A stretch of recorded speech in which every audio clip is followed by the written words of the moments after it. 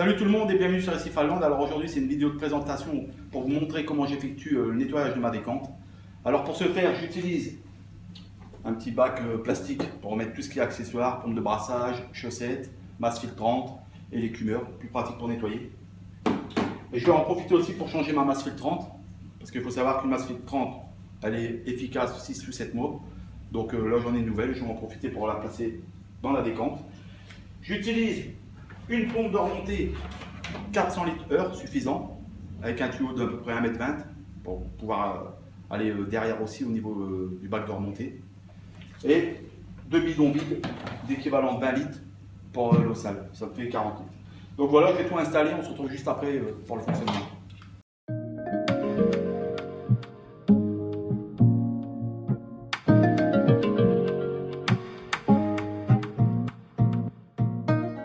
Donc voilà, on se retrouve après avoir tout évacué la décante. Donc j'ai le corps de l'écumeur que j'ai retiré complètement pour le passer sous la douche. J'ai les chaussettes filtrantes pour les passer aussi sous la douche, c'est toujours mieux et plus efficace. J'ai retiré aussi le chauffage qui va être nettoyé aussi, les supports de chaussettes. Et ça, c'est le corps de l'écumeur qui va être nettoyé aussi. J'ai enlevé la masse filtrante pour la remplacer autant pour moi. Et là, j'ai inséré ma pompe et je l'ai relié à un tuyau. Donc je vais commencer, je vais dire l'aspiration pour vous montrer qu'avec une petite pompe de 400 litres heure, c'est largement suffisant.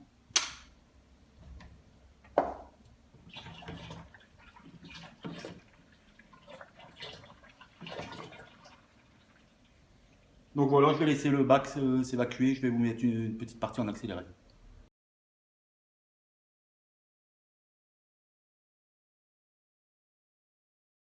Donc voilà, maintenant la cuve est vide, pratiquement complètement. Ce que je fais moi pour le fond, j'insère du perlon que je mets dans le bac. Hop. Voilà.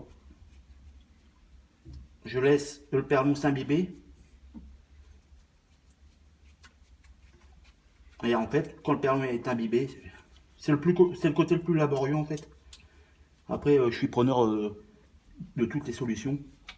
S'il y a quelqu'un parmi vous qui a une meilleure solution pour siphonner le fond, parce que la pompe elle siphonne pas les 2 derniers centimètres.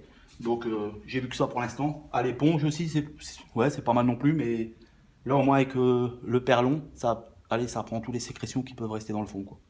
Donc je vais faire ça, je vais finaliser ça parce que je vais pas vous montrer pendant 20 minutes que je rince le perlon à chaque fois, enfin que je les sors on va dire. Donc on se retrouve juste après. Donc voilà, maintenant comme on peut voir le bac de décante est complètement vide.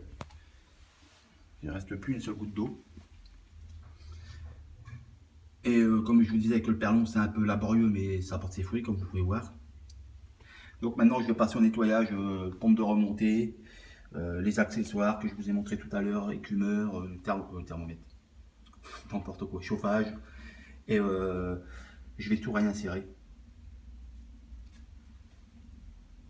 Donc voilà, le nettoyage de la décante est terminé, plus le nettoyage du matériel. Mais après, il ne faut pas se leurrer, avoir une décante propre comme au premier jour, c'est quasi impossible. Donc on essaie toujours de faire au mieux. Donc là, il ne me reste plus qu'à re-remplir le bac de la décante. Et ça va être reparti comme en 40. Donc voilà, j'espère que cette vidéo vous aura plu, que la façon que j'ai de nettoyer ma décante vous paraît tout à fait normale. Si jamais maintenant vous avez des astuces supplémentaires, n'hésitez pas à les lâcher dans la barre de commentaires.